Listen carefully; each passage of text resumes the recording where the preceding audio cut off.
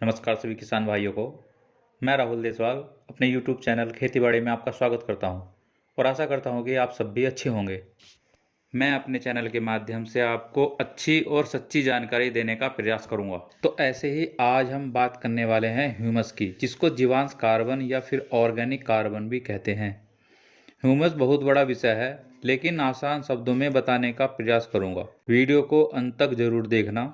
खेत में ह्यूमस को बढ़ाने के लिए बायोमास मतलब फसल अवशेष और जीवाणु दोनों का होना बहुत जरूरी है। छोटे से उदाहरण से बात आगे बढ़ाता हूँ। अगर रसोई में खाना बनाने का तो सब सामान है, लेकिन खाना बनाने वाला कोई नहीं है, तो क्या खाना बन पाएगा या हम खा पाएंगे? लेकिन अगर खाना बनाने वाला है और किचन में कोई बनाने के लिए सामान ही नहीं है, तो भी क्या खाना बन पाएगा? रसोई में जो सामान है वो है फसल अवशेष या बायोमास, और रसोई में बनाने वाला वो है जीवाणु। जीवाणु ही बायोमास को खाकर ह्यूमस में कन्वर्ट करता है, जिसको पौधे भोजन के रूप में लेते हैं। लेकिन आज के समय में जीवाणु की संख्या तो खेत में कम होती ही जा रही है, साथ ही बायोमास भी उचित मात्रा में नहीं है, क्योंकि गोबर अब हम इतना डालते नहीं हैं और फसल अवशेष खेत में ही जला देते हैं, जिससे ह्यूमस की कमी आ रही है। और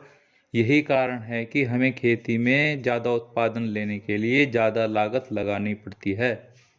खेत में 1% ह्यूमस होना आवश्यक है, जो 0.3% तक पहुंच गया है। पिछली वीडियो में हमने जीवामृत की बात की थी।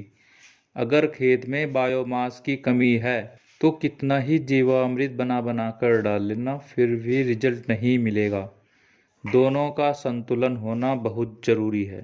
जिस दिन किसान ने खेत में 1% ह्यूमस कर ली, उसी दिन से लागत में कमी आनी शुरू हो जाएगी और किसान की आय भी बढ़नी शुरू हो जाएगी। किसान को लुटने से बचना होगा, क्योंकि हर आदमी ज़्यादा उत्पादन की लॉलीपॉप किसान को दे रहा है। उत्पादन करने वाली यानी धरती माँ पर कोई ध्यान नहीं दे रहा। उत्पादन और उत्पादन क्षमता के बीच में संतुलन होना बहुत जरूरी है, जिससे हमें लाभ भी मिलेगा और मिट्टी की सेहत पर भी कोई असर नहीं पड़ेगा। मतलब जिन पोषक तत्वों की हमें बाहर से खरीद कर खेत में पूर्ति करनी पड़ रही है, वो पोषक तत्व खेत में ही उपलब्ध होने लगेंगे। बस किसानों को समझना पड़ेगा। वीडियो को अंत तक देखने के लिए धन्यवाद। हम इसी तरह से आपके लिए अच्छी और सच्ची जानकारी देने का प्रयास करेंगे। धन्यवाद।